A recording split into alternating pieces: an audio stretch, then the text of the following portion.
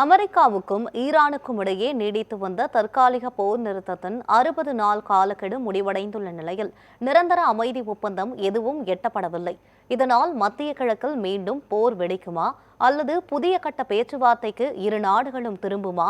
நமது செய்தியாளர் அஷ்ரஃப் அலி அளிக்கும் கூடுதல் தகவல்களை தற்போது பார்க்கலாம்.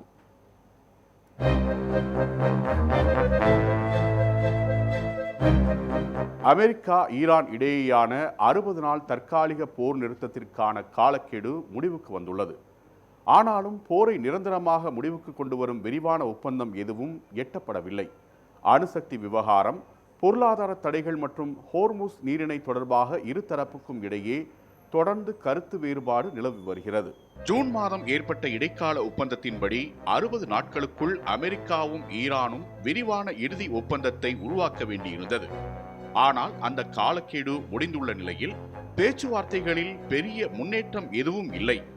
இடையிடையே ஈரான் மீது இஸ்ரேல் தாக்குதல் நடத்துவதும் அதற்கு ஈரான் பதிலடி கொடுப்பதும் தொடர்கதையாகி வருகிறது.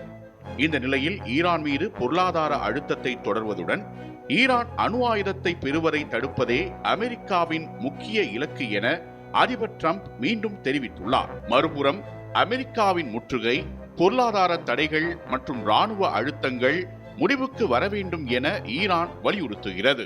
இந்த மோதலில் மற்றொரு முக்கிய பிரச்சனையாக மாறியுள்ளது ஹோர்முஸ் நீரிணை. உலகின் முக்கியமான எண்ணெய் போக்குவரத்து பாதைகளில் ஒன்றான இங்கு கப்பல் போக்குவரத்து கடுமையாக பாதிக்கப்பட்டுள்ளதால் சர்வதேச எண்ணெய் சந்தையிலும் தாக்கம் ஏற்பட்டுள்ளது. பாரசீக வளைகுடாவையும் ஓமன் வளைகுடாவையும் இணைக்கும் ஹோர்முஸ் நீரிணை வழியாகவே உலகின் அனைத்து பகுதிகளுக்கும் எண்ணெய் விநியோகம் நடைபெற்று வந்தது. ஆனால் எண்ணெய் மற்றும் பிற சரக்குகளை ஏற்றிச் செல்லும் கப்பல்கள் வழக்கத்தை விட மிக குறைந்த அளவில் மட்டுமே செல்கின்றன. இதனால் உலகளாவிய எரிசக்தி விநியோகம் குறித்த கவலை அதிகரித்துள்ளது. கடந்த வாரம் ஹோர்முஸ் நீரிணை வழியாக சென்ற வர்த்தக கப்பல் தாக்கப்பட்ட சம்பவம் மீண்டும் பதட்டத்தை ஏற்படுத்தியுள்ளது. எனவே ஹோர்முஸ் நீரிணை வழியாக வர்த்தக கப்பல்கள் பாதுகாப்பாக செல்லும் வகையில் ஓமனுடன் இணைந்து ஒரு ஒப்பந்தத்தை இறுதி செய்ய ஈரான் முயற்சி செய்து வருவதாகவும் தகவல்கள் வெளியாகியுள்ளன.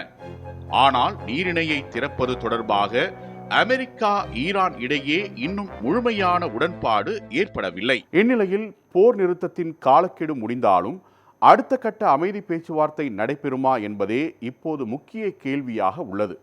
பாகிஸ்தான் உள்ளிட்ட நாடுகள் தொடர்ந்து மத்தியஸ்த முயற்சிகளில் ஈடுபட்டு வருகின்றன. போர் நிறுத்த காலக்கெடு முடிவடைந்தாலும் உடனடியாக மீண்டும் பேச்சுவார்த்தை தொடருமா அல்லது போர் தொடங்குமா என்பது உறுதியாகவில்லை. அமெரிக்கா ஈரான் மோதலில் தற்போது முக்கியமான தடையாக இருப்பது இரு தரப்புக்கும் இடையேயான நம்பிக்கையின்மை. அணுசக்தி திட்டம், பொருளாதார தடைகள், முடக்கப்பட்ட ஈரானிய சொத்துக்கள் மற்றும் ஹோர்முஸ் நீரிணை ஆகிய விவகாரங்களில் இரு நாடுகளும் வெவ்வேறு நிலைப்பாட்டில் உள்ளன.